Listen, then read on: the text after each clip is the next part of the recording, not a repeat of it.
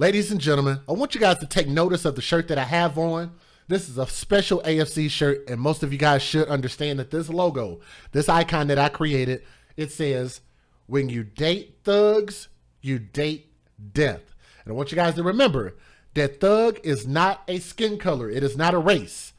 Thug is an action. And I talk about the actions of these people, not only who hurt children, but people who hurt people in general. And in this case, I personally believe that this young woman's boyfriend is the cause of her disappearance and the cause of her death. There's a lot to unpack here. You guys have probably seen this story in the news, so if this is your first time hearing it here, cool. But this story has clearly made its rounds around the news, okay? Let's talk about this. Initially, she was missing, but the FBI confirmed on Tuesday that the remains found Sunday in an area in Wyoming's Bridger-Teton National Forest. I could not say that word. They found the remains of 22-year-old Gabby Petito. This young lady right here, bright smile, beautiful young lady. And her parents reported her missing more than a week earlier. The coroner's initial determination for Petito's manner of death is homicide. So as you guys can see that on the screen, they confirmed that it was a homicide. What does that mean? That means this was not an accidental death. Her death was caused and her death was intentional. So there's going to be a murder rap following this. So it is imperative. When we talk about if you see something, say something, we're going to bring that back up here in just a little bit. But if you guys know where her boyfriend is, it is imperative that y'all find him because we need to get justice. I just don't like people to do messed up stuff to good people. And I think that this young girl was a good girl that just got caught up with a horrible individual. Okay? Now, she had been traveling with her boyfriend by the name of Brian Laundrie, Laundrie. This busted head fool that y'all see right here on my screen, who looks like he would probably rape some forest animals. He looked creepy to me. Like this looked like the type of dude, I don't know. Let me not go too far. But he looks really, really odd. Okay, I'll say that. But Brian Laundrie was with her prior to her disappearance. Laundrie returned to the pair's Northport, Florida home earlier this month without her and refused to talk to authorities. His parents later told police that he had left home with a backpack on September the 14th. That was not that long ago. And local and federal authorities searched for Laundrie in Florida, nature reserve, but said Tuesday those efforts have yet to yield any answers. So here's what you guys need to know, and we're going to give you a timeline. Because like I say, this story is really, really hard to follow. So I hope you guys will follow me. I hope you guys will hit that thumbs up, help share this stream, and spread this story so that this girl's story can not only get heard, we can get justice, and hopefully find her raggedy boyfriend, okay? June 2021, Petito and Laundrie embarked on a cross-country trip, according to Northport Police Chief Todd Garrison, who refers to Laundrie as Petito's fiance. Fiance is a very strong word. Now, just because somebody says that they want to marry you does not mean fiance. Dirty laundry. I like that. Thank you, Storm. Dirty laundry. Just because somebody says that I want to marry you and want to be with you for the rest of my life, that does not mean that you are their fiance. Just because you've been with somebody for a long time does not make you their fiance. Just because you live with someone does not make them your fiance. There are two key things. One of them being an engagement ring, which is one symbol. It's simply a symbol. The second thing is to put a date on it. And I don't know that most people even know that. Y'all can correct me if I'm wrong, but those are usually two things that follow an actual engagement. A ring and a date. Let's keep going. They plan to travel in Petito's white Ford van to head to the West Coast and visit state and national parks across western United States, Garrison says in a news briefing. She had been excited to share her journey with her family and on other social media, he says. She maintained regular contact with her family members during her travels. However, her contact abruptly stopped around the end of August. It's very important. August the 12th, 2021, 2 days after my birthday.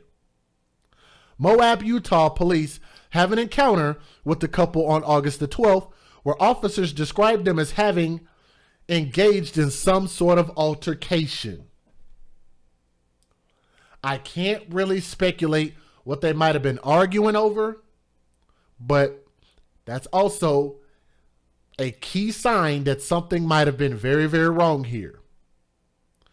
Although the two are described as getting into a physical fight following the argument, both male and female reported that they are in love and engaged to be married and desperately didn't wish to see anyone charged with a crime. At officer's suggestion, the couple separated for the night, which describes Petito as confused and emotional. After evaluating the totality of the circumstances, I do not believe the situation escalated to the level of domestic assault as much as that of a mental health crisis, according to Officer Daniel Robbins writes in the report. No charges were filed. And let me tell you guys this. I don't blame the police officers for this. The police officers were going off of what they both told them. They both gave their separate accounts of the story. And especially because she wanted them to say, like, hey, look, I want y'all to just let this go. Let us work this out. And that's exactly what they did. So they had to go off a lot of what her word was, which could have proven to be fatal for her. The couple each had their own cell phones in case of emergency. In a 911 audio recording from that day, which was provided by Grand County Sheriff's Office, a caller tells dispatch that he wanted to report a domestic dispute and described a white van with a Florida license plate. Somebody saw something and said something. And I'm telling you guys, if you do that, then your hands are out of it. That's all you can do. If you see something wrong, you just report it to the police, and that's it. You've done your job. Let's keep going. The caller said as they were driving by, the gentleman was slapping the girl. Ladies, do y'all hear me? I know we generally don't have, teenage women, early age women in my chat. A lot of you guys are probably 25 and older in my chat. But if I do have some younger ladies out there, I do hope that they heed to this advice.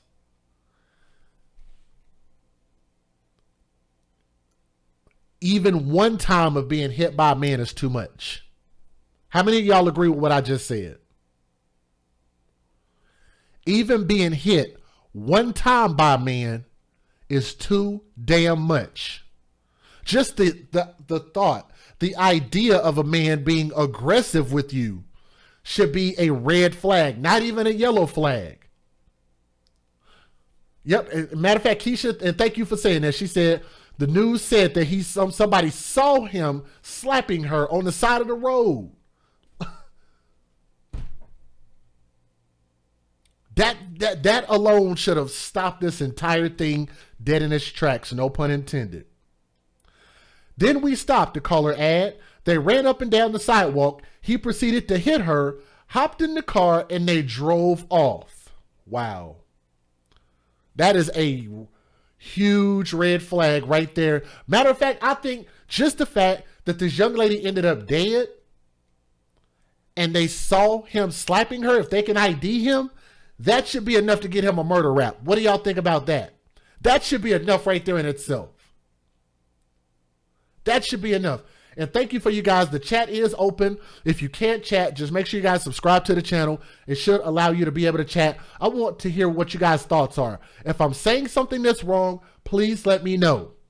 When you guys come in, hit that thumbs up. It'll help share the stream and let more people know that we're live, okay? A man talking to you in an aggressive way is probably a red flag.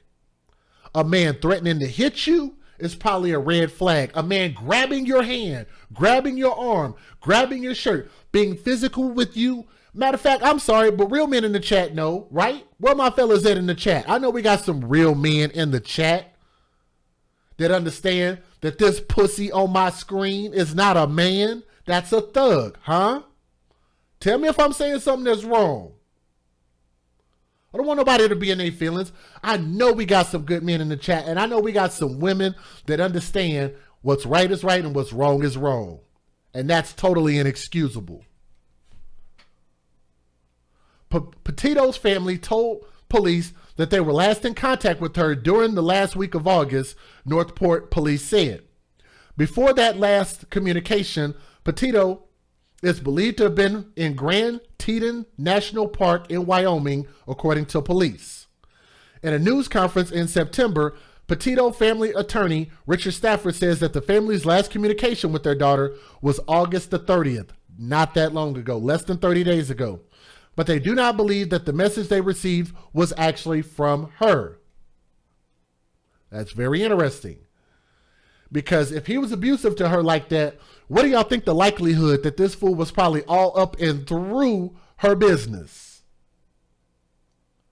When they are abusive, when they are violent, when they are threatening, they usually are very, very controlling and nosy. He probably knew the password to her phone and knew how to get inside of her phone and probably sent a text message that probably wasn't from her. Stafford shares a timeline of events on September the 17th as the family knows it. So here we go. On August the 24th, Petito's FaceTimes with her mother and tells her she's leaving for Utah and heading to Teton Range in Wyoming. A day later, August 25th, there are multiple text messages between her and her mother. The young woman's family believes she is in the Tetons on this date, on August the 27th. There were more texts between her and her mother, during which her family believes she remains in the Tetons. On August the 30th, her family receives their last text from her, but they doubt she wrote that text. According to Stafford, that message reads, "No service in Yosemite." It's very suspicious. Also in September, a woman publicly claimed that she and her boyfriend gave Laundrie a ride on August the 29th in Wyoming, and that Laundrie claimed he had been camping by himself for multiple days while Petito was at their van working on social media posts. Do y'all think that's true? I think that's bullcrap. I think that should also get him a first-degree murder charge, because that can easily be proven that he was not doing what he said he was doing. Control freaks only get worse. You're 100% right. 100%. In a series of video posts on TikTok, Miranda Baker said she and her boyfriend picked up Laundrie that evening while he was hitchhiking in Coulter Bay. Why would he be hitchhiking? You see how that's wrong? Laundrie told them he had been camping at a site outside the Grand Teton National Park near the Snake River, she said. Once Laundrie found out Baker and her boyfriend were going to Jackson Hole instead of Jackson, he got agitated, asked that the vehicle stop, and he got out near the Jackson Dam, according to Baker. Hot temper, hot attitude. Baker says she spoke to law enforcement about the interaction. The Northport police confirmed to CNN that Baker spoke with the department before posting the videos on TikTok. Her account is plausible, it appears, according to Northport police spokesman Josh Taylor said. CNN has not been able to independently verify Baker's claims. September the 1st. Laundrie returns to the couple's Northport home where his parents also live on September the 1st, according to police. The white vehicle, Petito, excuse me, I'm having trouble saying her name. Let me put some respect on this baby's name. Gabby Petito and Laundrie had been traveling in was later recovered by police at the home. It was processed, and there was some material in there that authorities will be going through, Taylor, the police spokesman, says at a news briefing. September the 11th, 9/11. Here's that, mark that date. After not being able to get in touch with her, her family, who lives in New York, reports her missing to the Suffolk County, New York Police Department. Northport authorities also go to Landry's home that night and ask to speak with him and his family, but we were essentially handed the information for their attorney, according to the spokesman. That's the extent of our conversation with them, according to Taylor. September 16th, 5 days later. In a letter read by Petito's family attorney during a news briefing by the police, the missing woman's family begs for Landry's family to help in the investigation. I'm going to tell y'all this. That's flat out disgusting. If their son killed this woman, which we believe he did, we're speculating until we get proof in court, but for now, that's what we believe because there's enough evidence to pin in our minds that this is probably what this little bastard did. Why would the family be protecting him? What kind of morals do they have? Y'all know I get on to people, especially when they ignore abuse and allow things to fester, don't say anything about it, they don't step up and at least speak against the actions. I think that's messed up. And to me, it almost sounds like dirty laundry. Thank you. You said it again. Thank you. Dirty laundry. I think that's disgusting that the family won't be more proactive. That's insane. They said, please, if you and your family have any decency left, please tell us where Gabby is located. Tell us if we are even looking in the right place. All we want is for Gabby to come home. Please help us make that happen. He says Petito's family reached out to Landry's family earlier in the month for information on her whereabouts, but his family refused to answer. We have not been able to sleep or eat, and our lives are falling apart. That's what the family said. Got a little bit more to tell here. A lot more to tell. We'll try to shorten it up a little bit.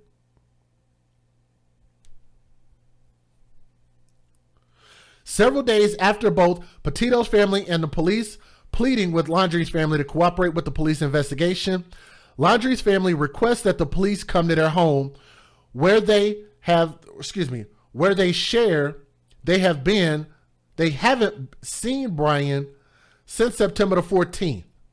We have been trying all week to talk to his family, to talk to Brian, and now they've called us here on Friday. We've gone to the home and they're saying that they have not seen their son. It's another twist in this story.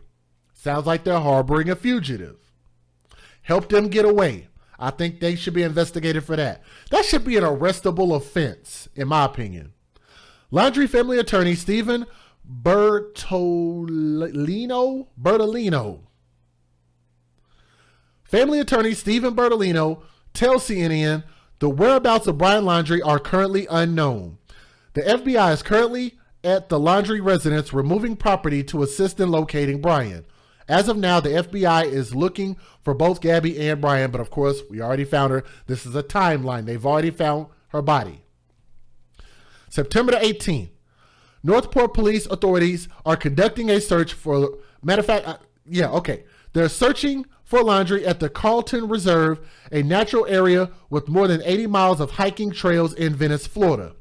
Roughly 50 law enforcement officers from 5 local agencies and the FBI are searching for Landry. Taylor, the police spokesman says at a news conference, adding that Landry has an enormous amount of pressure on him to provide answers as to what's going on. Meanwhile, the FBI announces the agency and its partners are conducting ground surveys in Grand Teton National Park that are relevant to Petito's disappearance. The national park is where Petito is believed to have been before her last communication with her family. I'm sorry. They just put a lot of words to say very simple things. Sorry about that. On September the 19th, human remains were discovered in Teton County, Wyoming, are consistent with the description of Petito, FBI officials say at a news conference. Full forensic identification has not been completed to confirm 100% that we found Gabby, but her family has been notified of this discovery. FBI Denver's supervisory senior resident agent in Wyoming says. September the 20th. The parents of Brian Laundrie are questioned at their home by the FBI. Christopher and Roberta Laundrie are escorted from their home and returned after federal agents executed a search warrant, according to Taylor. Police say that they have exhausted search avenues at the nature reserve and the search area has been shifted. September 21st. The Teton County coroner confirms the human remains found Sunday in Bridger-Teton National Forest were those of Gabby Petito. It was her. The cause of death remains pending final autopsy results. Because I'm definitely curious to hear what that autopsy is going to turn up.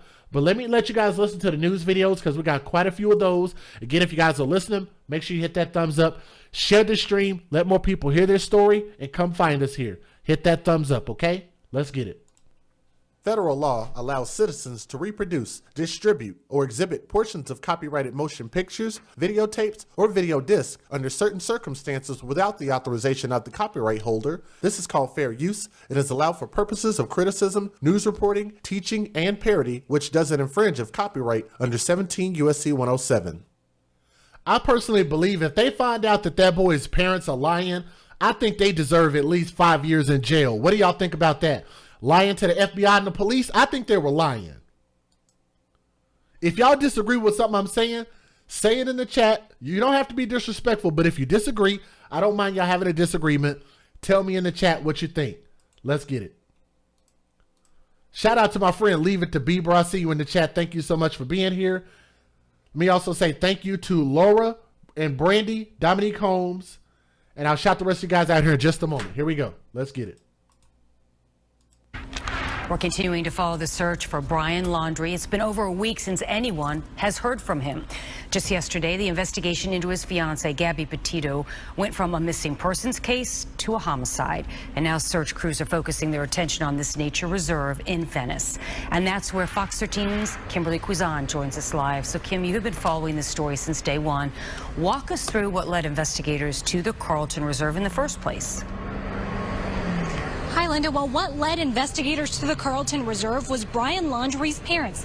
Now, keep in mind, on Friday night, when they reported him, quote, missing, they told investigators that this was the area that Brian was coming to on Tuesday.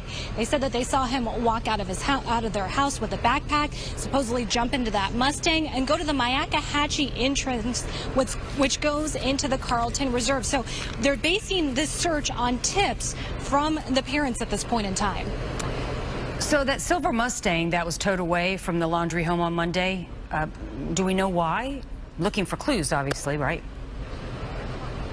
Obviously, that's a good answer right there, but that was also towed away as that FBI agents went up to their house executing the search warrant. Now, the Mustang was towed away as evidence was also taken out. Talking with investigators, they're going to be looking at that Mustang, combing it over, just as they are this reserve, looking for any evidence that may tell them where Brian went past when he left his house. Well, law enforcement has been searching this reserve for several days now, but this is the first time, I believe, that they've brought in a dive team. So do we know why they're taking this additional step? Yeah, Linda, well, this is the first time that we have seen that dive team go into the reserve. And we know that they have gone in there because the investigators say that they have searched a number of areas on land. They said that they're starting to exhaust their land search and they're going to look into the water to see if it contains any clues of Brian or Brian's belongings. That could also include the backpack if it ended up in there or anything that belonged in that backpack. But investigators are now honing in on that, just saying that they've been looking all over the land. They haven't been able to find anything at this point, but they continue to bring resources in here. Just a few minutes ago, we saw a Verizon signal truck coming in to help boost the signal of investigators that are back out there. So there's something in here that's continuing their search at this point in time. All right. And when is the next time that we could get an update from either the Northport Police or the FBI? Well, we have been hearing from the Northport Police Department. They have been answering our questions, but they haven't been holding any press conferences at this point in time. And they tell us that the next time that we will hear from them is when there's a significant development, either when Brian is found or something is found here in the reserve, or if they get any credible tips where Brian could be located. like video perhaps the media could share. So we'll wait and see. Kimberly Cuisin reporting live for us. You're doing a great job out there. Thank you. Well, remember, for updates on the case, just head over to fox13news.com. Our coverage on Brian Laundrie and Gabby Petito is right there on the homepage. Well, 22-year-old Gabby Petito's death has now ignited new interest in finding other missing persons. Her disappearance has actually mobilized people online hunting for clues to focus on other unsolved cases, including those of minorities that don't necessarily garner as much national attention. TJ Holmes has more for us. Her story has dominated news headlines and mobilized a legion of social media users. Hashtag Find Gabby Petito gaining over 700 million views on TikTok. I'm hoping this can help someone identify him. Many of them now internet sleuths, exchanging theories as well as sharing info about possible sightings and clues. Psychologically, people just felt very close to her because of social media. But here's the despairing truth. Gabby Petito is one of so many reported missing each year. At the end of 2020, the FBI had over 89,000 active missing persons cases. 45% of those cases, people of color. Petito's story has renewed debate about which cases get attention and the media's seeming infatuation with missing white women. But her case also sparked a call to action to bring others home, like Daniel Robinson, a 24-year-old geologist who went missing in the desert outside Buckeye, Arizona in late June. His Jeep was found mangled July 19th, about 4 miles from where he was last seen. The Buckeye Police Department says in a statement, investigators are utilizing every resource possible to locate him, including assistance from partner agencies and information provided by the public. I want to pause right there. I kind of understand where they're coming from with this to a certain extent.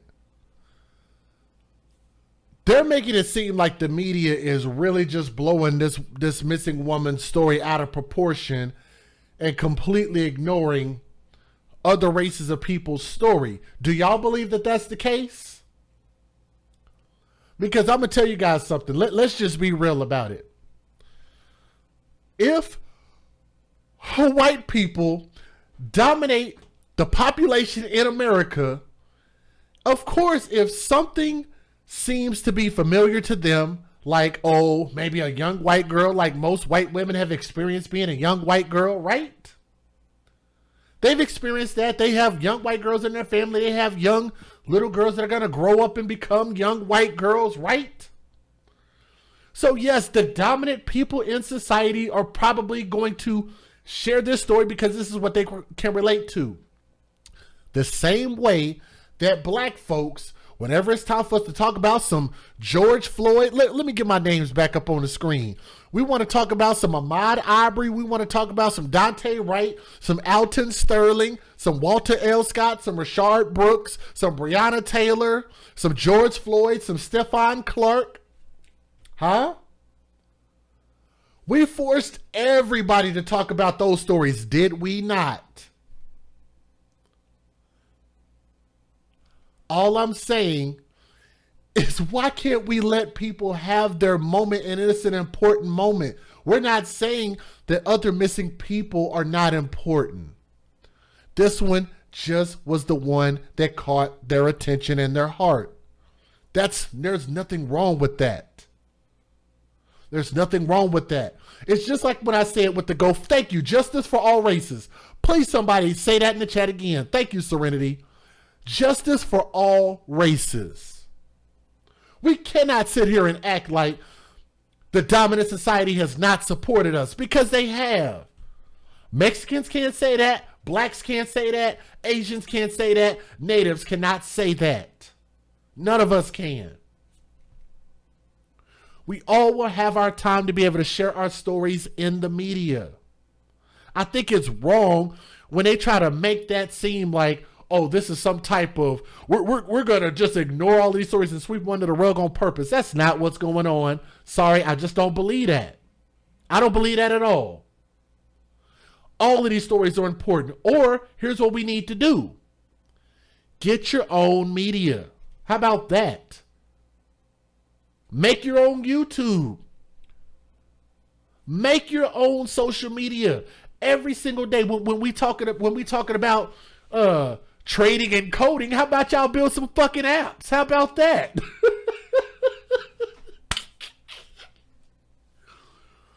Build your own media. If that's the case, get your own news studio. Go, if you're that mad about it, go talk to Oprah. Go talk to Tyler Perry. If you're that damn mad about it. I don't have a problem with this at all. If this is what the dominant society wants to put as being as important right here or right now, I'm all for it. Because we all have our time to tell our stories. We got to share. We all here together. It's a big ass melting pot in America. We're constantly letting in immigrants and all type of stuff. Am I not a fair person? Somebody talk to me, please. Somebody say something. We're being fair. It's almost kind of like somebody telling me, well, why are you doing this story, Jay, with all of these kids out here that are missing, all of these kids that are being murdered? Look at it like this. 99.9% of my videos are about children. So if I do one story that is something outside of that scope, wouldn't we be understanding? And that's all I'm asking the rest of the world to do, is be a little bit more damn understanding, because that's ridiculous. Let's listen to the rest of this. His family has also organized searches in the desert heat. I thank God for all the volunteers who left their houses every morning, in the mornings, and spend out time out there in the desert. There's also Maya Miliete and Jelani Day.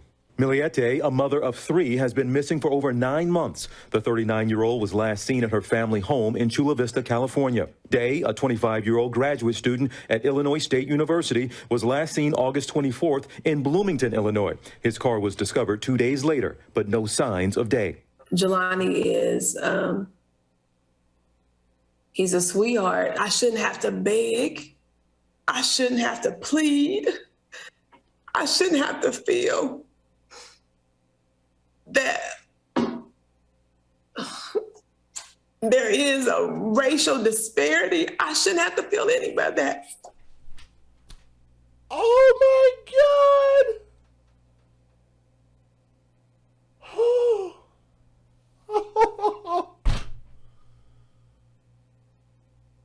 Sister, you did not just say that. Oh, we about to get racial up in this. Woo, it's getting hot in here. I need to turn a fan on. Oh, we about to get hot in here that goddamn day. Shit. Let's hear this again. Let's listen to her say this is a race thing. It's a race thing? Really? Is it really? Listen to her again. Try to make it seem like this is a racial disparity. Lord have mercy. Boy. Let's listen at this again. I shouldn't have to feel that there is a racial disparity. I shouldn't have to feel any about that. Then don't. How about that? You know how the little white girl say, catch me outside? How about that? Huh? Perfect timing. Where is Black Lives Matter then, ma'am? It don't seem like Black Lives Matter got behind your case and pushed your message, because if they did, then everybody would have heard about it. Would they not? Y'all know look, I hate to constantly keep throwing Black Lives Matter under the bus, but the wording of just the words Black Lives Matter bother me. Not the people, just the words. I know that there is trying to stand for something good, but the words are HIPAA fucking critical. If hashtag BLM would have got behind this woman's missing son's case, it would have been all over the media. Am I lying? Please, somebody tell me if I'm saying something that is factually inaccurate. Please get out your feelings. You know, don't wet your diaper. Don't shit yourselves, okay? Don't pee your panties. Don't crap your boxers, please. Keep your underwear clean. Just tell me if I'm saying something that is factually inaccurate. That's just one entity. If just Black Lives Matter alone would have jumped behind this woman's case, he would have got the attention he needed. So maybe you need to ask Black Lives Matter, why doesn't your son's life matter when it comes to finding him? Very simple question. rather than saying it's a white thing. I shouldn't have to feel it's a disparity. It's a disparity. Well, maybe we need to have some disparity for the 300,000 children who go missing each and every year. Huh? Huh? Maybe we need to have more disparity for children. I'm sorry, but that young man looks like he's a little bit bigger than a little child. He didn't look like a child. Let me back this up. Let me make sure I'm not wrong. I don't know how old he is. He looks like maybe he's a teenager, I guess. What's his name? He's 25 years. Lord have mercy. He's 25 years old. I'm going to tell you guys something. If you sent Jelani Day's story to me, and I had to choose between his story and a child's story, there's a good chance that I would have passed up on his story. And I'm black. Simply because he's not a child. Not because he's black, because he's not a child. He's 25 years old. I just don't understand how men can go missing. I know it happens. I know you can get kidnapped by gun force, or if you're in gangs or whatever the case is. I get that. Maybe behind some debt, I can understand that. But I just don't see men as being just flat out helpless like that. Men are usually going to be more physically imposing than women. Can I get an amen on that at least? At 25 years old, most men are usually at their peak for height, for weight, and strength. Tell me I'm lying. I could leg press 900, well, not 900, what was it like? Yeah, about 900 pounds coming out of high school. I'm not real big up top, but I'm very strong in the legs. I've always been very leg strong. You know how they say in the Nutty Professor, I'm not no easy win, nickel.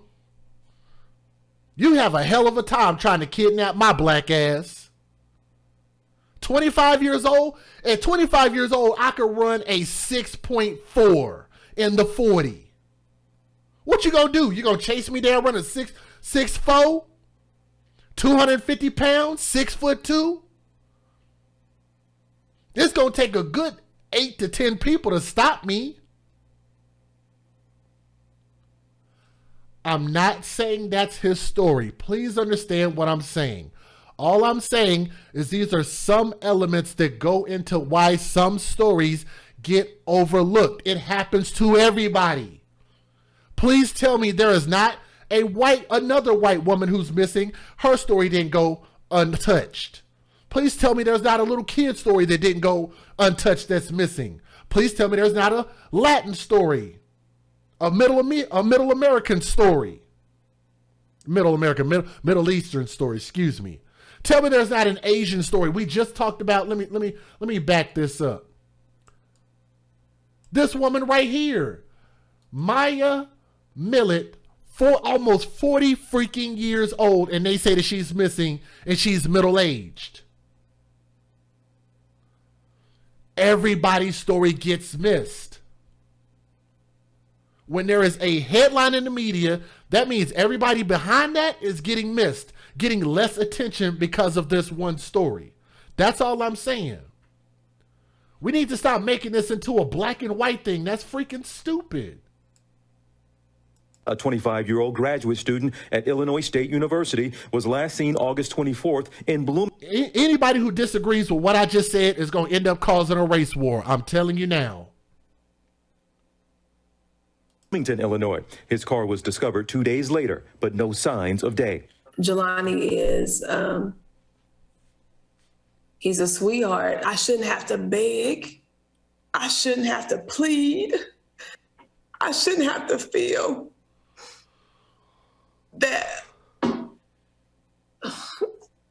there is a racial disparity. I shouldn't have to feel any of that.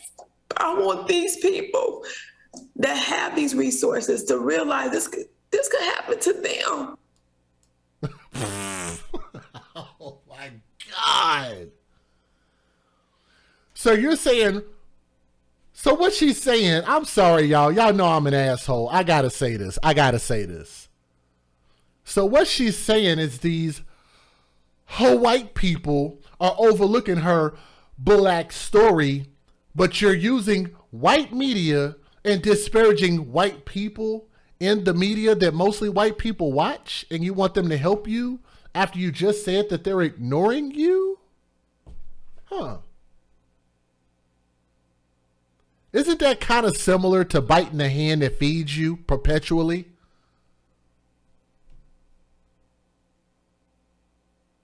We continue to keep doing this. That's insane. Our chief legal analyst, Dan Abrams. So, Dan, this is now a murder investigation. How does that change things? It really changes things less for him and more for the people around him. And that's because they want to find him, period. They are now devoting all the resources as if there was an arrest warrant out for him. But there's still not officially an arrest warrant. Why not?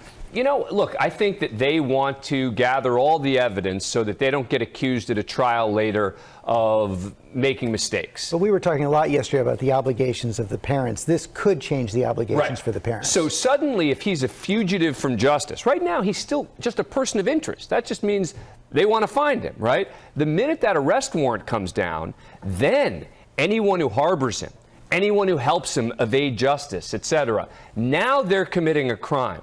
And that's the legal line that has to be crossed, that the minute that warrant is issued, now you assist, you help, you're harboring a fugitive. As you said yesterday, if the parents sent the investigators off in the wrong direction, that's a problem. Absolutely. I mean, we were just talking about this. If that park was a false flag, if that's actually, there was not a car there, and that's not where they found it, and that was all made up, parents could absolutely be in legal trouble for that. What does it mean that there was no ruling on the cause of death? It just means that they want to take a few more minutes, meaning homicide means death at the hands of another. She was murdered, period. Now the question is going to be exactly what was the cause. Again, they just want to dot the I's and cross the T's on this. So if and when there's a trial, they don't say, well, you initially said that it was this, and yet you slightly changed it once you had more evidence. So I think. And I think that's important because you got to remember that what they're trying to do is they're trying to make sure and capture a solid case. Because if you're going to charge somebody with first-degree murder, you got to get your ducks in a row because there's too many people out there that can get off of murder because of little technical details. So I don't mind if they're going to do the case, just do it right. So I'm all for that. Couple more videos and then we'll get to our next set of stories. Breaking news tonight, the FBI says the human remains found in Wyoming Sunday are missing 22-year-old Gabby Petito. The coroner saying that her manner of death was a homicide. Meanwhile, the search back on today for her fiancé, Brian Laundrie, considered a person of interest in this case. Let's get out to NBC News correspondent Vaughn Hilliard, who is in Venice, Florida. Vaughn, those autopsy results just coming in. What can you tell us? Yeah, just here in the last 12 minutes is when this autopsy report here from Teton County Coroner was just released by the FBI, and it was determined by the coroner that the initial determination for the manner of death is homicide. The cause of death remains pending final autopsy results. But here's the other part that is, I think, important to note, and that is from Special Agent in Charge Michael Schneider, who says this is particularly as it remains to Brian Laundrie, the fiancé in this case, says that Mr. Brian Laundrie has been named a person of interest. Anyone with information concerning Mr. Laundrie's role in this matter or his current whereabouts should contact the FBI. Again, I think the family might have helped him try to get away. I just think that's real messed up. His dad is a retired DA. Oh, wow. Are you kidding me? His dad is a retired DA? No freaking way. Oh, my goodness. But you know what? That makes sense, Keisha. They might actually be trying to get this boy off in a legal capacity. That's wild. That's wild. I mean, I don't know that for a fact, but if you're telling me that, I'm going to go with it. I'm going to go with it. That's wild. Nancy, you were always doing something new. And it's always something interesting. So let me just start off saying congratulations on The Good Father, the Martin McNeil story. And I'm very curious, with all the true crime out there, what drew you to this story? And why did you want to produce this film? Look, even if he is connected like that, they could get him off, but this is also where your morality has to kick in. Let me say that word again, because I don't say it enough. That's when your morality, your moral compass needs to kick in. If it were my own child that was accused of doing something heinous, I'm not about to try to get my child off. The point is to do the best you can to try to raise your kids not to be damn demons. Huh? You got to raise your kids not to be damn demons and pray and hope that they don't do something stupid. But don't ask me to help cover up your stupidity. But this is why it's important to make good choices in life and not do stuff like this. I damn sure wouldn't be, just because I got connections, be using it to hide my kid behind the legal shield. I don't like that. It had very little to do with Dr. in quotes, Martin McNeil, although he turned out to be a fascinating character, except he's real. But what really drew me to the case was Michelle McNeil. Oh, dear Lord. If I could just be half the mother that she was, just this genuine, wonderful person. This movie is told through the eyes of Alexis. I don't think we would have ever found the truth, because Alexis would not give up. She did not believe her mother died naturally. And what was so disturbing about that aspect of the truth and the movie is that Alexis revered her father, Dr. Martin McNeil. She even went to medical school, greatly influenced by him. And then to find out that in the end you suspect your father, that you look up to, of murdering your mother, awful. But Michelle is the one that captivated me first. When and where can we see this film? The Good Father. Let me skip past that. I'm not sure if they're talking specifically about this. Shep, after those human remains were discovered here yesterday, the FBI brought in more resources to begin processing that area for evidence. They've continued those efforts today, and the road to the campsite behind me remains closed. On Sunday, helicopter video captured investigators setting up a canopy tent in that area during their search. Teams on horseback were also brought in to cover more ground. By the afternoon, the Teton County coroner arrived in a white truck, and a short time later, they confirmed that those human remains had been discovered. The FBI announced that even though the remains match Gabby's description, they still have to complete a forensic identification. We're told the autopsy will take place sometime tomorrow. No cause of death has been determined at this time. Finding the remains was in part thanks to the public. They called in tips, as you just mentioned. A couple that had spotted that white van in this area called to let the FBI know, and that is when the FBI began to concentrate their search efforts on this campsite. Shep.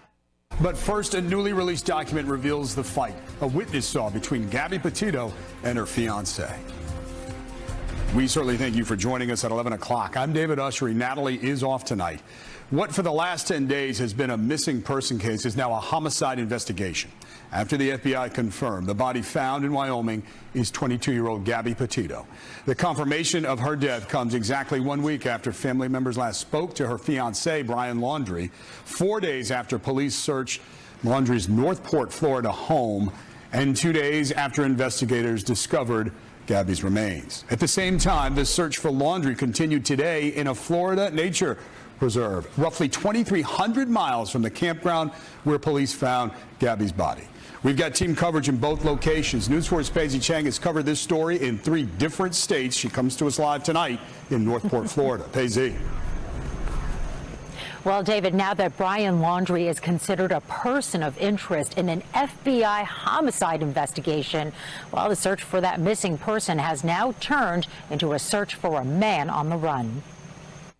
Tonight, new details of a fight between Gabby Petito and Brian Laundrie in Moab, Utah back on August 12th that prompted people to call police. A witness states it appeared that he didn't want her in the white van. He got into the driver's seat and she followed him. At one point, she was punching him in the arm and or face and trying to get into the van. These details are a stark contrast to their picture-perfect relationship on social media. Something happened on their cross-country trip that led to Gabby's body being found in the Wyoming wilderness. I feel so bad for her family, and it's just sad. And now he's missing. When you come back and you don't speak to anyone, it kind of gives it a bad vibe. From the outset, so many more questions than answers.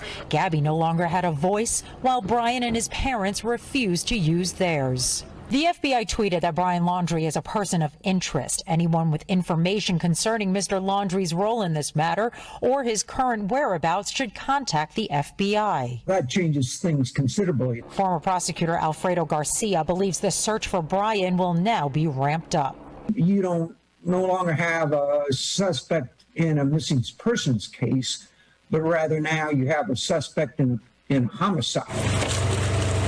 Since Friday, police in Florida have been searching the vast Carlton Reserve for any sign of Brian. His parents told police he went hiking there last Tuesday, and they hadn't heard from him since. Terrain's very difficult. Essentially, 75% of it's underwater. We're expecting to get wet by the end of the day and check the entire area for Brian Laundrie. Dozens of officers entered the nature preserve in all-terrain vehicles. Inside, they used canines and drones to search the area. Video from a water boat on the outskirts of the Carlton Reserve shows just how dense the area is, but police concluded their search tonight without finding much.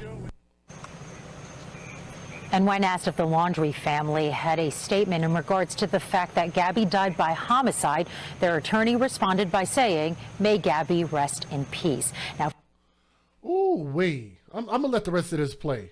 For more in this story, we're going to turn to Jackson Hole, Wyoming, where my colleague Sarah Wallace has more on the investigation into Gabby Petito's death. They were literally saying all the right things. You can clearly tell they had a lot of training when it comes to those parents, man, and that's really why this stinks even worse.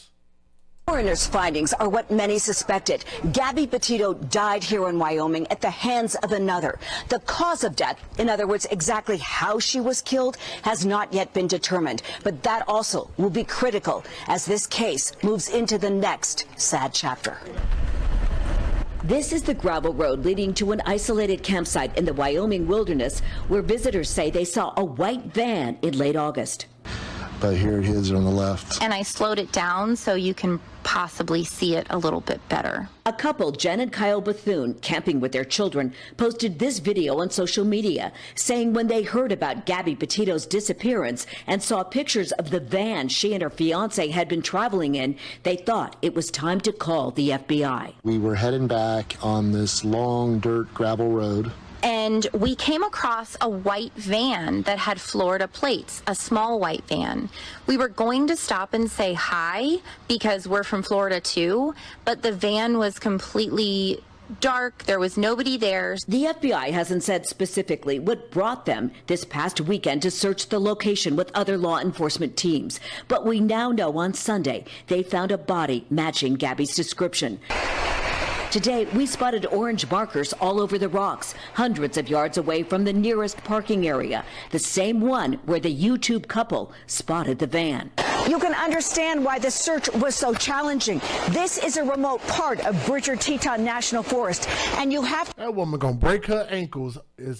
Sorry, she's a little bit older. I wouldn't have her out there walking on them rocks. Well, I hope she got some good insurance. To cross Spread Creek to get here. It is very deep in some places. The question, who left this stone cross along the banks of the creek and when? There are virtually no footprints in the sand. People hearing this tragic story are beginning to come and pay their respects. This couple had noticed the area cordoned off on Monday, not realizing until now what it meant. We've got three daughters of our own, and it's tough. My heart just aches for her parents. Just was sad. We wanted to, If it was my daughter, I'd want people to come. It's not yet clear when Gabby's body will be released, but her family has said they will have no further comment until she is back home on Long Island. From Jackson Hole, Wyoming, Sarah Wallace, News 4 New York. Let me wrap this up by saying this. First and foremost, Gabby Petito, R.I.P. I don't know what would have prompted this man or made him feel like he needed to do what we believe he did, but they have eyewitnesses. Eyewitnesses to the arguments and this woman being slapped. Like somebody actually saw her being slapped and beat up. I don't understand how that's not a huge smoking red flag right there. He needs to be caught. And like I say, man, I believe, in my personal opinion, that his parents are helping him hide. They probably have a fund of money probably prepared for his, they already got an attorney for him. They got private counsel, and that is their right to do that. And I'm not saying that they shouldn't not have private counsel for him. But the fact that they are able to know the system, to be able to know how to navigate around the system, it just sucks.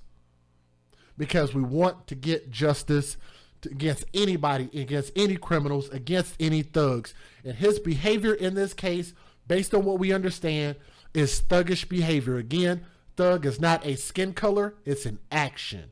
And the actions of him beating up this woman and all of that type of stuff. And I want to remind my ladies out there, especially if you have children, if they're young girls dating teenage years, or if I have some young women in the chat, how a man talks to you, how controlling a man is, how a man treats you, if he's ever disrespectful to you, these are all things that are red flags. And if that man is ever physically aggressive with you in any shape, form, or fashion, that is your red flag immediately to leave and exit that situation. Matter of fact, we could also be even more careful by simply doing a background check. I don't know if that boy has a background. Maybe he doesn't. But we would at least know if we did our due diligence and do a background check before we decide to go on long camping trips across America with somebody that you might not know that well. Get some references. Who were your last girlfriends? I want to talk to them. Something. But we just have to be more diligent about who we engage in relationships and sex with. We have to be more careful. And again, to this young lady, Gabby, R.I.P., we hope to get justice in this story. And I thank y'all for listening with an open mind and an open heart to this story. Thank you. Now, thank y'all for letting me share that story with y'all. I do have one, maybe two more stories. Do y'all have time for at least one more story? Can y'all let me know in the chat? Please type something in the chat. And if you guys are listening, we are hoping to get 600 thumbs up. I don't know how many we have. Let me see. We're at 486 thumbs up. We are so close to our goal. So all we need is 24 more people to click the thumbs up to bring us to 500. So 124 more people. We have enough here to do it. Can we get a few more people to click that thumbs up? Can you let me know when you do? Shout yourselves out in the chat. Thank you for those who were able to donate, like Queenie. Queenie, if you're listening, I hope you're still in the chat. Thank you, Queenie. Thank you, Guiltless. Said not much, but doing your thing. Keep doing your thing. Guiltless, if you're listening, thank you. Thank you very much. To Laura. Laura, thank you for your Cash App. Brandy Kendall in the chat, my friend, thank you so much for your Cash App. To my friend that said, thank you for your good work. You know who you are in PayPal. Thank you for your donation, my friend. Always appreciate that. And I think I saw you in the chat earlier, so if you're still listening, if you're still in there, thank you very much. Also to, I think this is Barb Ruth, if I'm not mistaken. I'm with you on your views, Jay. Keep it up. If you're listening, thank you very much for your PayPal. Last but not least, Dominique Holmes, all the way AFC from my heart to yours. Thank you very much, Dominique Holmes. All of those links are in the description box.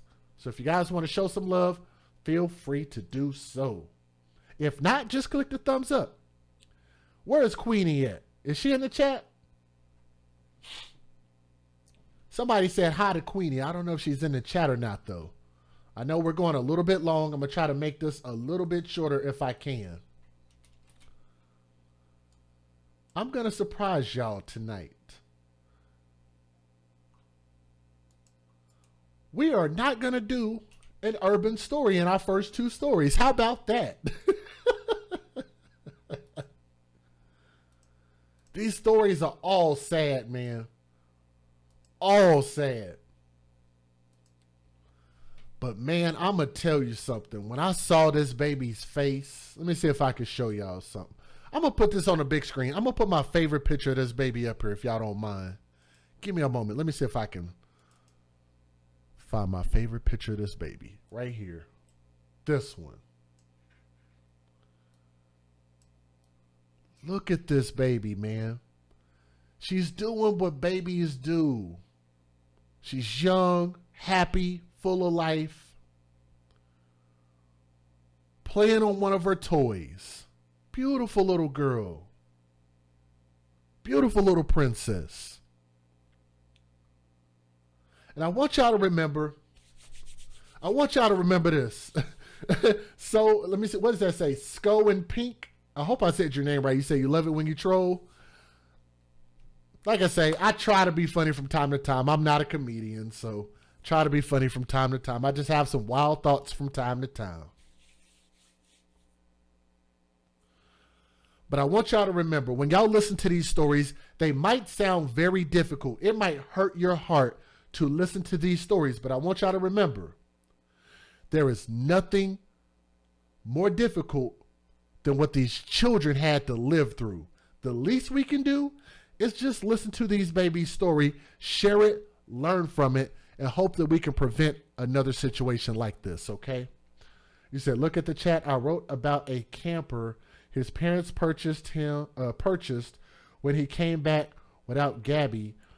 They said the father and son were making changes to the camper. Huh. Interesting, White Wolf Lawrence. That's very interesting. Huh. I'm telling you, White Wolf Lawrence, I don't trust them parents. I don't. I do not trust that little boy's parents. I know he's not a little boy, but he act like a little boy, beating on a woman. What type of crap is that?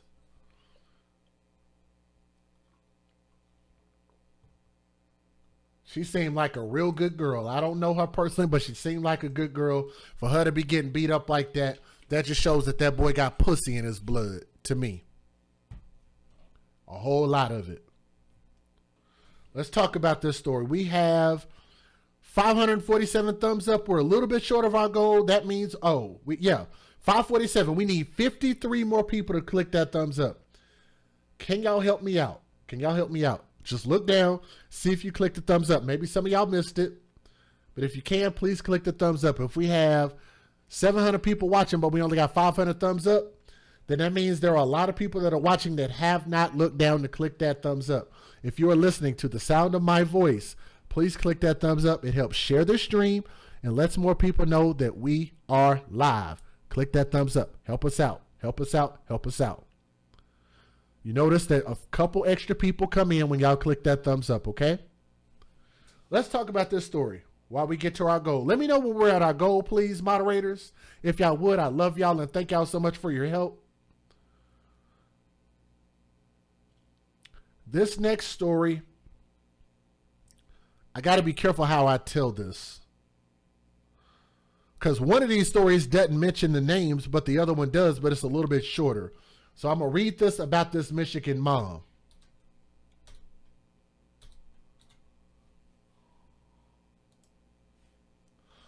Ladies and gentlemen, I want to tell you guys a story about this crackhead.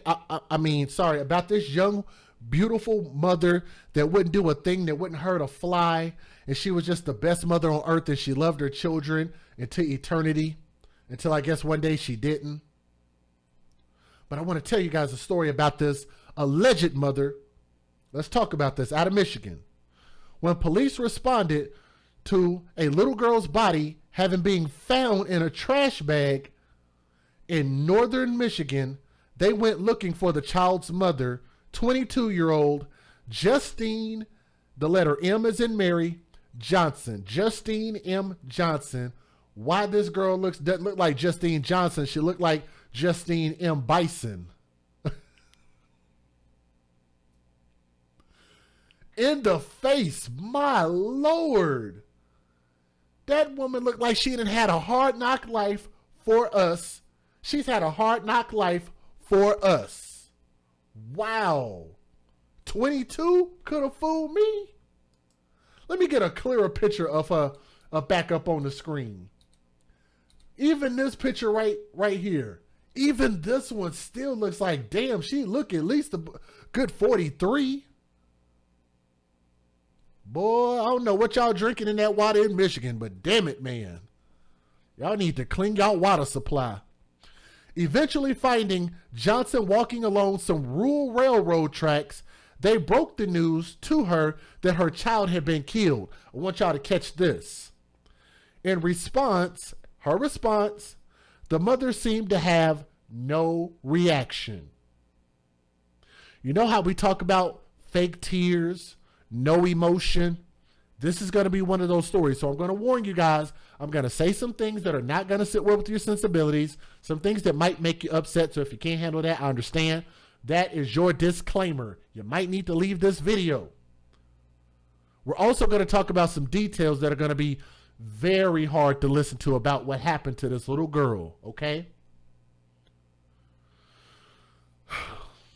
The mother seemed to have no reaction. I said emotion reaction together, appearing unmoved by the news of her dead daughter. Within a few days, Johnson would be charged with murder, accused of repeatedly stabbing her 3-year-old daughter to death. That beautiful little girl. These details and more are contained in a statement and a support of a warrant acquired by the news from Iosco or Lasco County District Court. I'm not sure what that is. The 2-page document states that about 3:50 a.m. on Friday, September 17th, not that long ago, about a week ago, the 2 Oscoda Township police officers responded to a residence in the 5400 block of Cedar Lake Road after a 23-year-old brother of Johnson's, the mother, called 911 to report found a human foot jutting out of a black garbage bag. She treated this child like trash. Why do we have so many stories of people murdering children and throwing them in garbage bags and throwing them in dumpsters and stuff? That's not mental illness. That's not mental illness at all. That's stupidity. That's hatefulness. You guys know I have a hashtag called #BabiesForBenefits. I'm going to tell you guys about that in just a moment. We're going to get there. Found this baby's foot jutting out of a black garbage bag. On inspecting the bag, the officers found the body of that little girl, that baby right there. Her name is Sutton M. Mosser, Mosser, Sutton, Sutton. Sutton Mosser, 3 years old. Beautiful little girl. Her body had been wrapped in bedding, and the trash bag itself had been placed in a blue plastic tote, according to documents. Sutton's body was wrapped in only a pink and white disposable diaper. Wow. Officers interviewed Johnson's brother, who called 911, as well as a 17-year-old brother. The younger brother said he awoke about 6 p.m. on September 16th, went to the bathroom, and found his sister using drugs. When the teen asked Johnson where Sutton was, she told him to mind your effing business.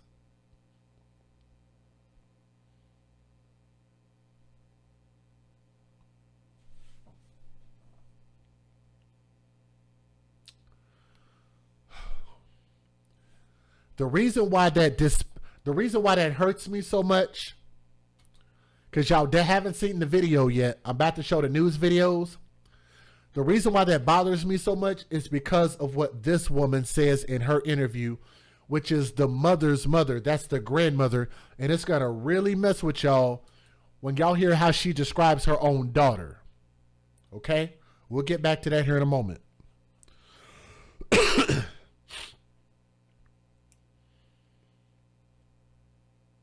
The brother took a shower, and on exiting it, he noticed Johnson was no longer in the house. He told police. The teen brother left the house to visit a girl, returning home to the Cedar Lake address about 10:30 p.m., he said. His sister was still not there, he said. The older brother told police he arrived home around 3:30 a.m. on September 17th, finding only his younger brother there.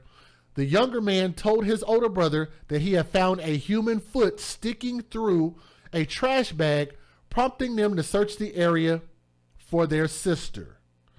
The older brother became extremely upset and called 911. The police found Johnson about 8:50 a.m. walking on the Lake State Railway tracks north of Vaughn Trail. They took her to headquarters and tried to interview her. A detective sergeant told Johnson her daughter had been found dead. Y'all need to catch this. Justine Johnson, the mother, gave no reaction to the news of her daughter being deceased, and she appeared unemotional. The detective noted that Justine Johnson remained unemotional and calm, and advised him that she did not wish to talk about the death of her daughter. That's weird, and that's odd. The Michigan State Police Forensic Science Laboratory technician team, that is a long description, processed the scene and noted Sutton had been stabbed multiple times. In the trash bag with Sutton were a sweatshirt with a pair of size 11 women's pants with a notable amount of blood on the latter. During her interview with the police, the mother said she wore size 11 pants, the document states. Both of Johnson's brothers identified the sweatshirt found with Sutton's body as belonging to Johnson, the mother, adding she was wearing it on September 16th, according to documents. Johnson, the mother, on Monday, September 20th, was arraigned on charges of felony murder and first-degree child abuse. Both charges are life offenses, so I believe they got that right. Let me see. The county prosecutor, James Barcarella, said that his office does not have a theory on Johnson's motive, but I actually do. I have a theory. How many of you guys actually want to hear what my theory is? And I believe it's actually going to be spot on.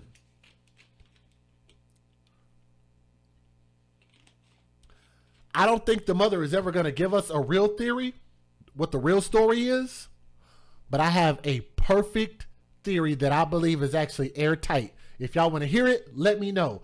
By the way, if you guys are listening to this story, please make sure you guys click that thumbs up. Please help me out. Click that thumbs up so it can help share this story and let more people know that we're talking about this, okay? Please. But I do have a theory. Contacted by the news, a cousin of Johnson's declined to comment on the case, saying that the family is grieving and is not ready to discuss the matter publicly. Johnson's mother also declined to be interviewed and asked reporters to no longer contact her, even though she gave a video interview. I want y'all to bookmark that. We'll come back to it. She declined to talk, but she did an interview on camera. Go figure. In a prior interview with the news, Johnson's mother said that her daughter loves Sutton with all of her heart. She never let it. You're gonna see it, but I'm gonna read it anyway. She said she never let anybody hurt that baby. She was always there for her, and she never did anything to hurt her. Johnson's mother told the news, adding she believes her daughter is innocent in Sutton's homicide. But I want y'all to remember, that the mother's clothing was found in the trash bag. She had no emotion to the news of her daughter being dead. And also, it is in the documents, of court documents, that her own brothers asked her where the baby was, and her response was, "Mind your effing business." That's how she responded to them asking where that little bitty baby was. That alone should be a life sentence in itself. Now, Johnson is being held with zero bond. Her case is scheduled for a preliminary examination at 10 a.m. on October the 12th, right around the corner. But I want you guys to hear the news interview before I give my thoughts, and I'm going to tell you guys what my theory is. She was full of life. She was... I'm going to tell you guys what my theory is after I show you guys the news videos. So here we go. Federal law allows citizens to reproduce, distribute, or exhibit portions of copyrighted motion pictures, videotapes, or video discs under certain circumstances without the authorization of the copyright holder. This is called fair use. It is allowed for purposes of criticism, news reporting, teaching, and parody, which doesn't infringe of copyright under 17 U.S.C. 107. All right, here we go. Bring her 3-year-old grand. She was full of life. She was very smart. She knew so many colors. She could count almost to 30. Elisa Johnson, remembering her 3-year-old granddaughter, Sutton Mosser, as a beautiful and bright young girl who could put a smile on anyone's face. The two were close. I wasn't grandmother, I was grandmom. The baby loved me more than anything. She was so close to me. She always waited for me to come home from work. Johnson tells TV5 she was downstate when she learned about Sutton's death. The details devastating. The young girl had suffered multiple stab wounds to her chest. Her body had been found in a trash bag Friday morning at a home on Cedar Lake Road in Oscoda Township, where she lived with her grandmom and mother, Justine Johnson. I broke down. I told him, tell me it's not true, that I needed to get to my baby, that this couldn't be happening. Certainly there have been homicides in our county previously. I don't know of any where it involved a young child. Prosecuting attorney James Baccarella calling the case shocking. He's charging Sutton's mother with homicide, felony murder, and child abuse in the first degree. The homicide charge is a charge that carries a maximum term of life in prison without parole. And then first degree child abuse also carries a life term, but the parent or the party would be eligible for parole. Johnson pleading not guilty. Her mother tells TV5 3-year-old Sutton meant everything to her daughter. Justine loved Sutton with all her heart. She never let anybody hurt that baby. She was always there for her. Y'all hear what the grandmother said? She is disrespecting the memory of her granddaughter and making herself look like a damn fool. I want y'all to listen at this again. She's talking about her daughter who's been accused of murdering her own grandbaby in the worst way possible. And this is what she says. She defends her daughter. She don't believe her daughter did it. Listen at this. Tells TV5 3-year-old Sutton meant everything to her daughter. Justine loved Sutton with all her heart. She never let anybody hurt that baby. She was always there for her. She never did anything to hurt her. She believes her daughter is innocent. I want to say she loved Sutton with all her heart. She never let anybody hurt that baby. She was always there for her. So here is the $1 million Jeopardy question. Who did it then? Who would have hurt her daughter? Who did it then? The boogeyman? Did the Loch Ness Monster do it? Did Bigfoot do it? Was it a ghost from Ghostbusters? Who did it then? But you have all the evidence pointing at the mother, including her own freaking clothing, her own freaking nonchalantness about the news of her daughter being dead, and the own testimony of her own brothers about her wording, talking about don't effing worry about it. It's none of your effing business. Like, come on. You know all of that and you still say, well, I don't believe my daughter did it. You're dumb, ma'am. You're quite dumb. Quite dumb. That's a special level of dumb. She never did anything to hurt her. She believes her daughter is innocent. I want a fair investigation for my child. I want my granddaughter to have the proper justice. I'm Jamie Sherrod. First at 6, a horrific story out of Iosco County continues to unfold as You're asking where's the biological father? Oh ho! I got a theory about that too. We call that don't jump the gun. JG, don't jump the gun. We're gonna get back there. Hold on. Where's the biological father? I have a theory about that too as to why she did this. First at 6, a horrific story out of Iosco County continues to unfold as the mother of a 3-year-old girl is charged for the child's murder. Friday night, we told you someone reported they saw a human foot protruding from a garbage bag at a home in Escota Township. When police arrived, they found the 3-year-old child dead. And Terry, the mother was charged today. Any reason for why this happened? No, not at this time. 22-year-old Justine Johnson faces 2 criminal charges, including felony murder. She's being held on no bond, accused of a crime that has shaken the entire community. It just don't make sense. Escota Township Police believe 22-year-old Justine Johnson stabbed her 3-year-old daughter to death. The child's body was at a home along Cedar Lake Road where Johnson stayed with her grandmother. An affidavit indicates a brother of Johnson's found a black garbage bag with a foot protruding from it and called 911 at around 4 o'clock Friday morning. Johnson was not at the home where her daughter's body was found, and the affidavit indicates police officers found her 4.5 hours later, walking on railroad tracks in Escota Township. She was questioned but told the officers she did not want to talk about the death of her child. It's a shock. You know, I've been here a long time, and this is the first time I heard this since the 70s. Martin Gajewski owns the F41 laundromat across the road from the home. He says police asked to see some of the company's security camera video. She was a customer here. I know who she was.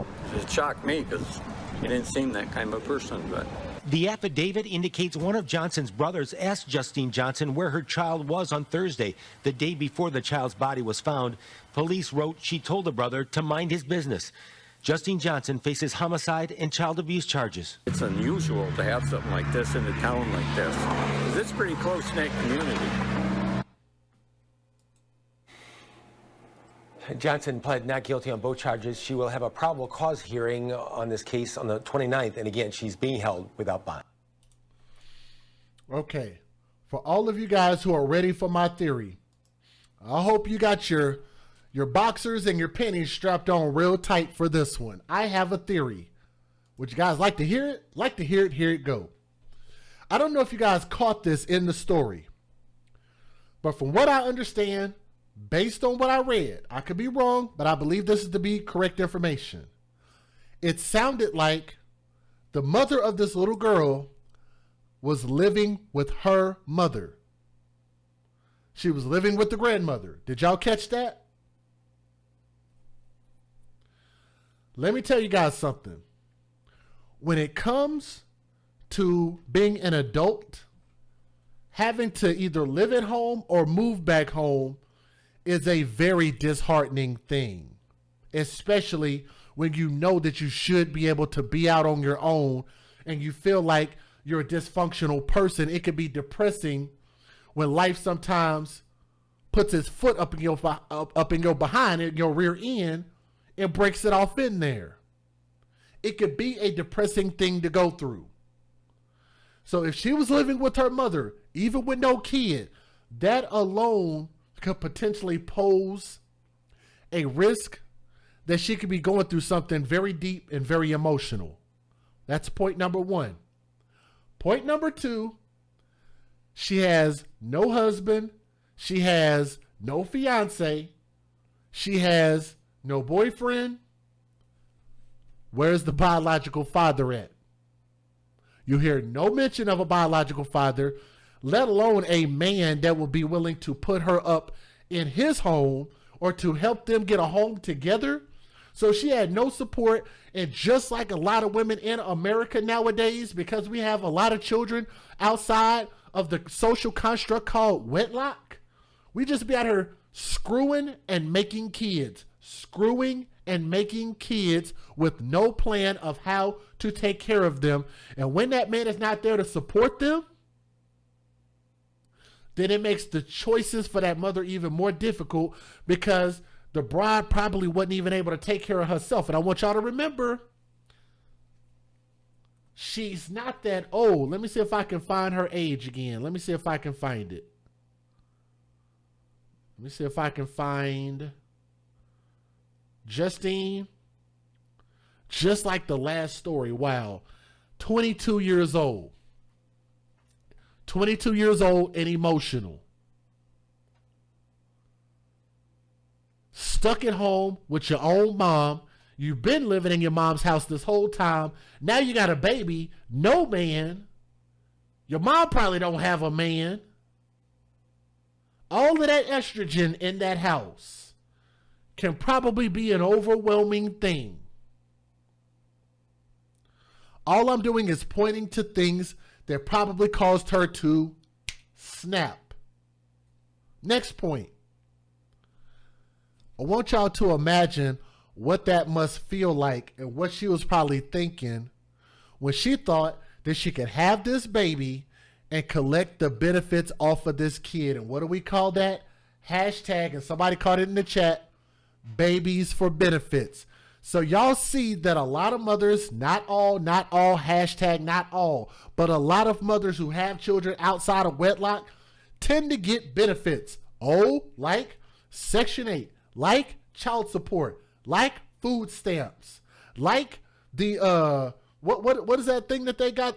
Stimulus checks. They're getting extra money off of stimulus checks. The more kids you have, the more stimulus money you get.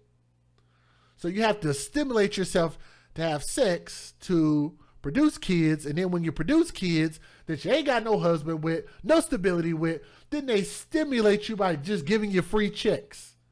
Huh? That's a wild thing. And in a lot of cases, child support, control over a man. So I want y'all to imagine what that must be like if she was getting none of those things. She looky like a druggie. She looked like a dope fiend, does she not? She was probably high as shit when they arrested her. Your daughter died, ma'am. She was stabbed a bunch of times in the chest. They found her wrapped up in a plastic bag, ma'am, in the trash can. Stupid is as stupid thugs. Stupid is as stupid drugs. How about that? Stupid is as stupid drugs. Hashtag, when you date hillbillies, you date death.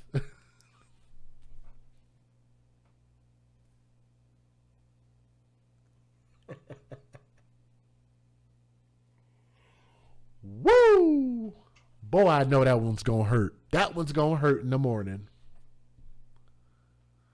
Imagine how she feels when she's getting no benefits, no Section 8, no food stamps, no child support, no stimulus, no man. And you stuck living at home with your mama with a baby?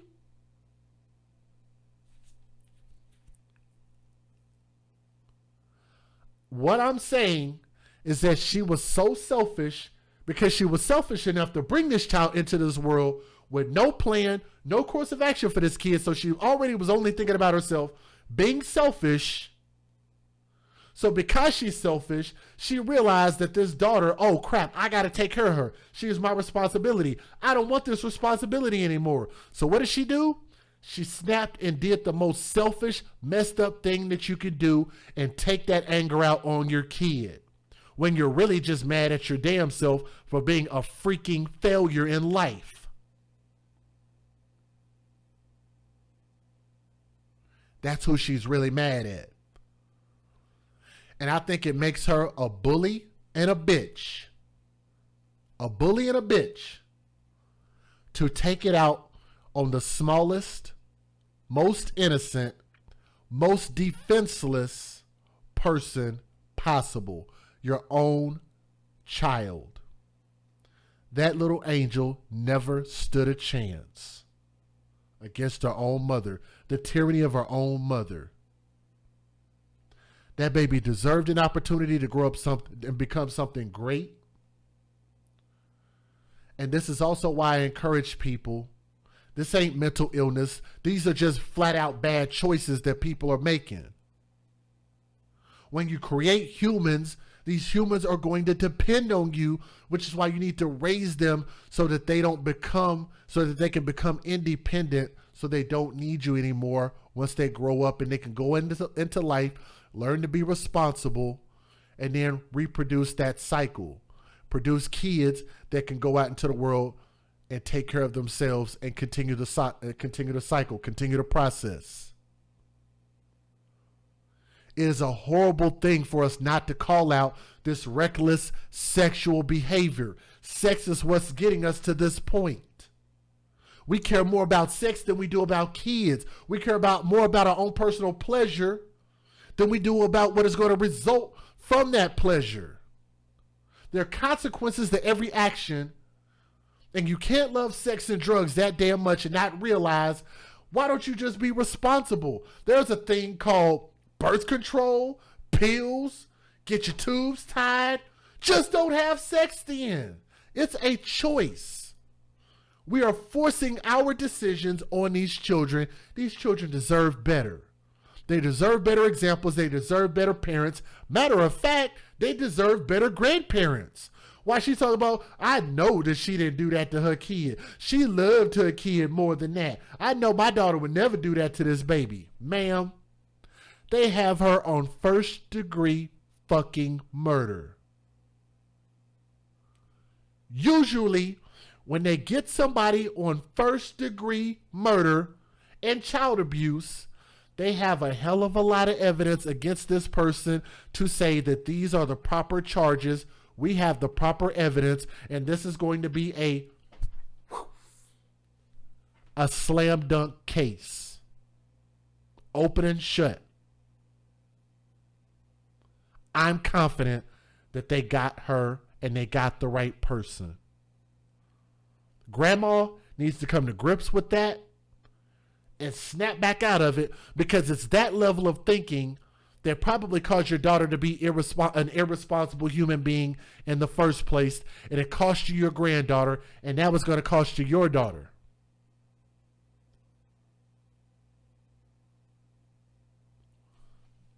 This little baby could not speak for herself, nor could she defend herself against the tyranny of her own damn mother, and I'm sorry that this came to such a bloody end, that this baby was found in a trash bag. This princess deserves so much better than that. And please understand, us here at the AFC, we advocate for children first. So if you get mad about what I said in this story, then your heart and your mind is not in the right place. Please remember, this baby and so many others are losing their lives because we're not putting them as a priority. Please make sure y'all put these children first. To this young baby, young princess, R.I.P. She deserves so much better. Thank y'all for listening with an open mind as well as an open heart. Thank you.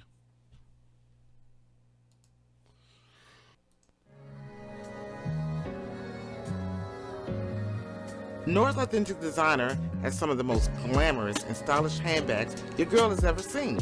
So ladies, if you want to get fly, and fellas, if you want to take care of your lady, please be sure to go to www.noras915.com.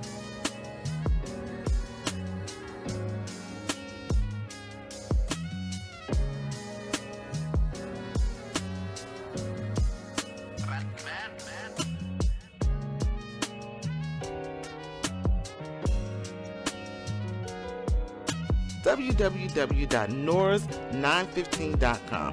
That's right, www.noras915.com. Hello listeners, come mask up with Keyline Designs, where you reap what we sow. We offer essential handcrafted face masks made with 100% cotton, equipped with a built-in filter and a slot for refillable filters. Our masks have many uses like riding motorcycles, ATVs, while out in public places, outside exercising, lawn and gardening, and helps prevent the spread of germs. We offer bling, sports logos, monograms, many assorted fabrics and colors. We make child-sized masks starting at the age of 2. Come join us today for the launch of our new website at keylinedesigns.com. Please be sure to like and follow our page on Facebook. Our links can be found in the description box of this video. Thank you.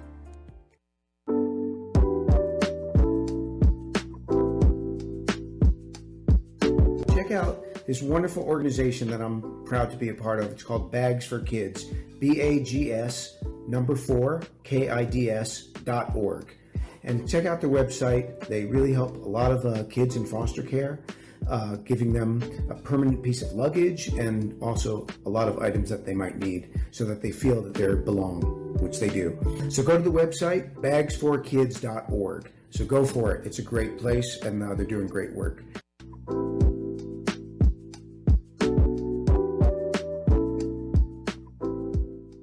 Exclusive new products that you will only see on my website at www.sayitwithchess.com. These products are made special by my mother, Keyline Designs. The hoodie blankie, the face mask, as well as the 4-in-1 African head wrap. Now the way it works, it is a reversible bonnet. It has a headband that you can wear alone. It has a matching face mask as well. Please be sure to go over to our website and check out these nice new products that you will not find anywhere else.